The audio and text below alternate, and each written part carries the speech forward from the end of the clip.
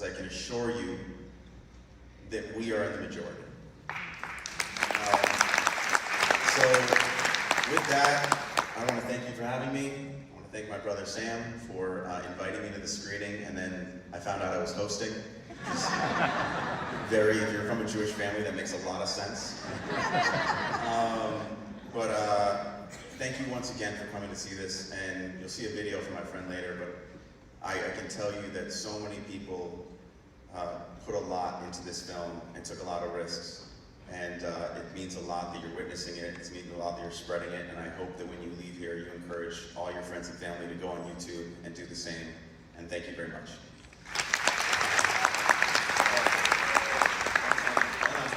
Hold on. I'm gonna get in trouble with her, I forgot something. There's one thing you told me to talk about. Antisemitism.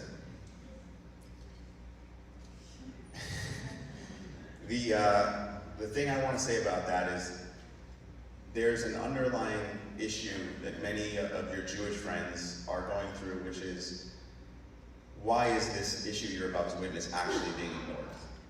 And you know, when we talk about anti-Semitism, all I want to offer for every single one of you out there is, whether you are Jewish, whether you're Muslim, whether you're Christian, or whether you're atheist, we all know what it's like to be ignored when we're crying out for help. And the importance of this is to realize that anti-Semitism, whether you want to believe it or not, plays a role in why there's so much silence around this. But the same thing we've all learned is, you know, that golden rule. Anti-Semitism is not the only problem in this country, in our community. Islamophobia is a problem in our community. Hate in general is a major problem within our community that scares all of us when it comes to our children. So when we ask you to scream out against anti-Semitism, you have every right to look us back in the eye and say, scream for me as well, and we all need to start screaming for each other. Thanks.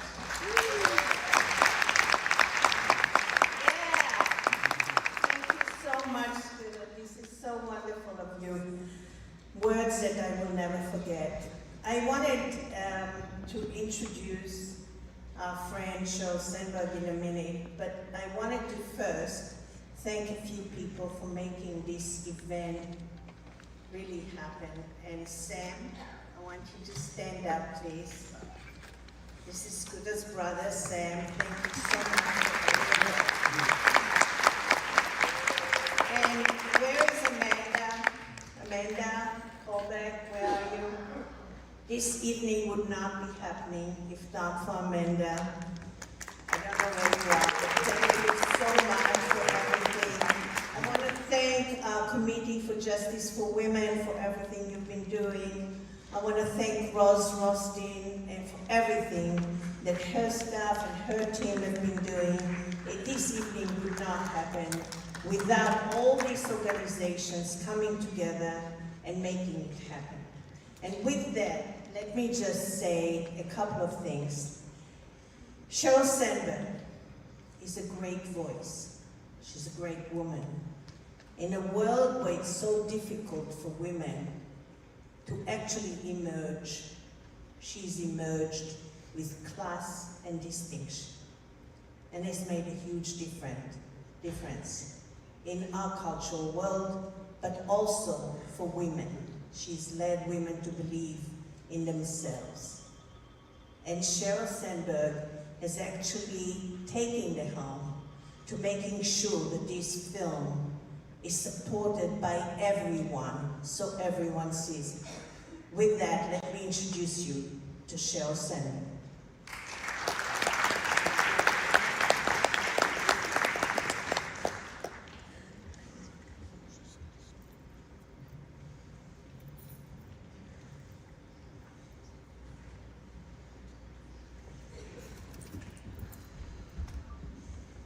We're really thrilled tonight to have this event here in our venue.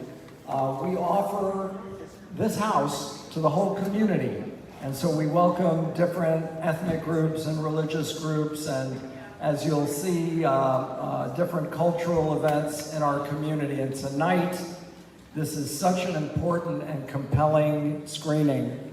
This is something that has to be emblazoned in our consciousness of telling the story, the true story, and never allowing the truth to be extinguished. And that's what tonight to a great measure, is about. And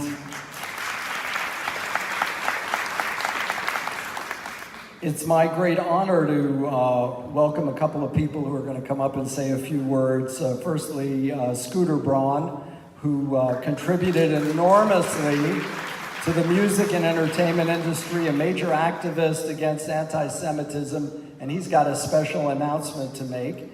And one of my dearest friends, New York Times best-selling author, the founder of Justice for Women International and Children Uniting Nations, the very special Daphna Ziman. And as usual, Daphna brought her own fan club tonight. So welcome everyone, and we hope you'll carry the message of tonight out with you and post it and let everyone know what you saw and how it impacted you. Thank you very much.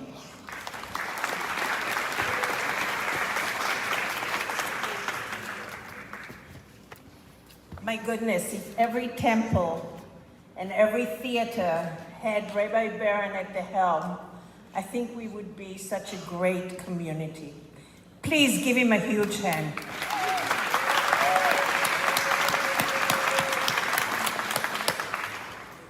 You know, tonight is very, very important. We've all watched television. We've seen the result of intolerance and hate. Just this weekend, we saw the attempt assassination because of intolerance and hate. And here we are tonight, and we've gathered together because every single one of you is a gatekeeper for the future of our children, here locally and globally. Tonight, we have brought together many cultures and many religions, particularly representative of the Jewish religion, the Muslim religion, women groups, and so many others that have an important voice in the entertainment industry as well, because media carries our voices. Co-hosting tonight with me is a person who has made a huge impact on the entertainment industry and the music industry, but that's not why I invited him here tonight.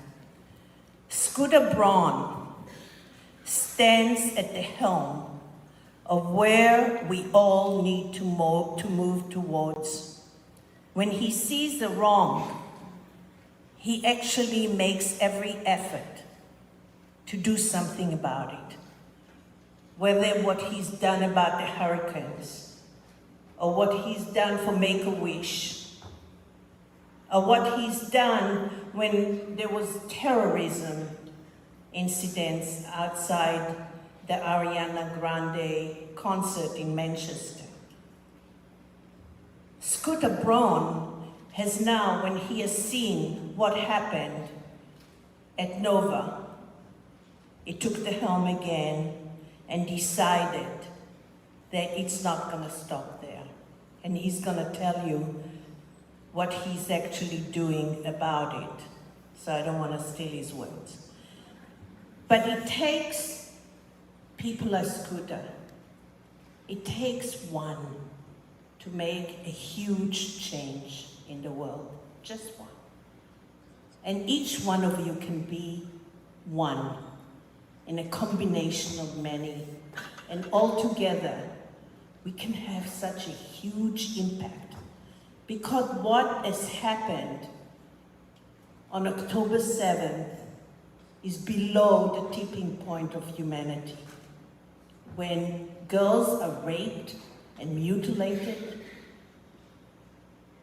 as a way of calling warfare on a country, that's somebody else's daughter. It's somebody else's sister. It's some father's crying eyes and mother. And that is intolerable.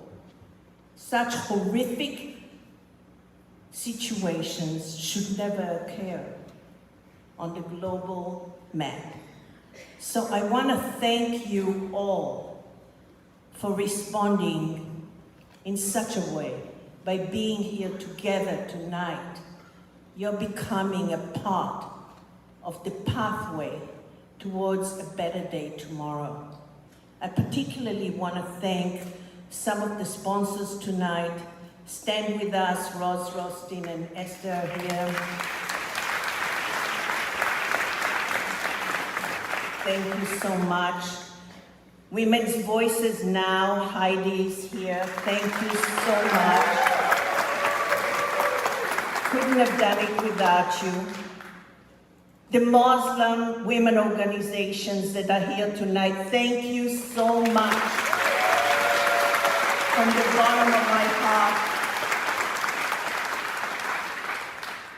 Ross Kemper and Linda Krikorian Kemper, thank you for sponsoring. Michael Thornton, thank you so much for sponsoring tonight as well. And Patty Glazer, thank you for coming forward and supporting this whole situation. You're an angel. And we have somebody here who, against all odds and against many threats, he's here to talk truth. And that's Ahmad, who is actually right here. Thank you, Ahmad. Ahmad's entire family was actually killed during the Gaza-Israel war. He was born in Gaza, and he's here tonight because he couldn't tolerate what Hamas did on October 7, and that truth will ring forever. Thank you so much.